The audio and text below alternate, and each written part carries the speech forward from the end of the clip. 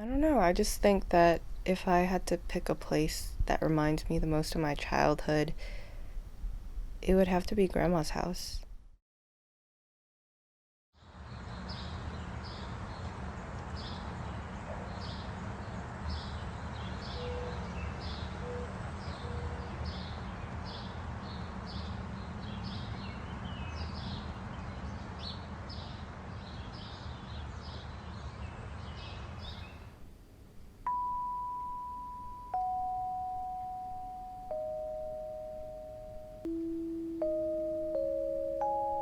I remember I would spend a lot of time at grandma's house, especially when we were younger.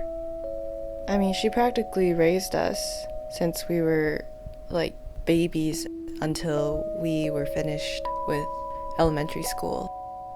And so I remember our days would kind of start off. Mom and dad would drop us off at grandma's. We would just watch TV. Grandma had this little TV in the corner that was connected to the cable, and we would watch like Mr. Rogers' Neighborhood or the Teletubbies, kid shows like that. Mom and dad worked a lot. They really had to provide for us. The only other person that could take care of us at that time was grandma. So as a result, we stayed at grandma's house a lot. I didn't really have a problem with that when I was a kid. I don't know, I guess at that point it just felt like grandma's house was our house, and grandma was basically a fill-in for mom and dad in a way.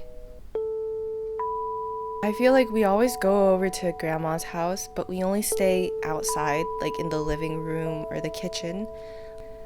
And so it was really weird to go back into her room, like her bedroom, and see all the things that I saw and experience all the things that I experienced when I was a kid.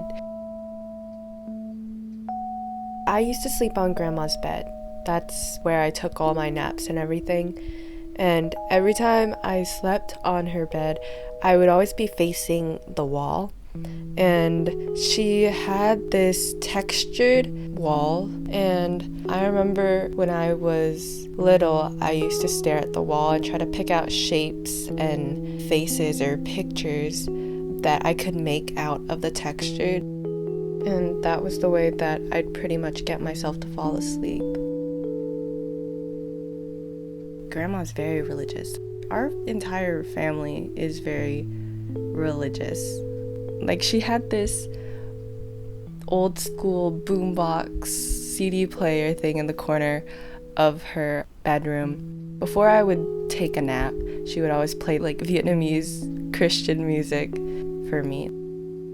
I think that stems a lot from them growing up poor in Vietnam, and so religion is always a safe bet for when you're in desperate times to look for some sort of hope.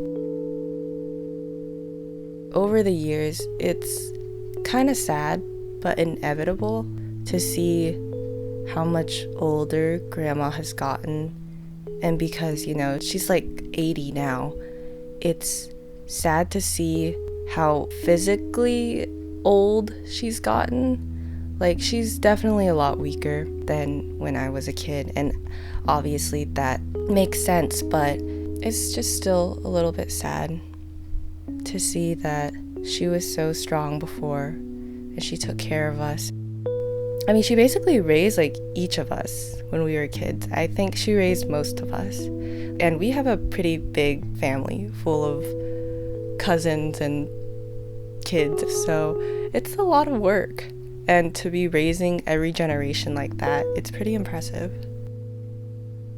Honestly, it's kind of weird, but I think I have more memories, especially of my childhood at grandma's house, than I did at my own house, because even looking back at pictures, I was always there.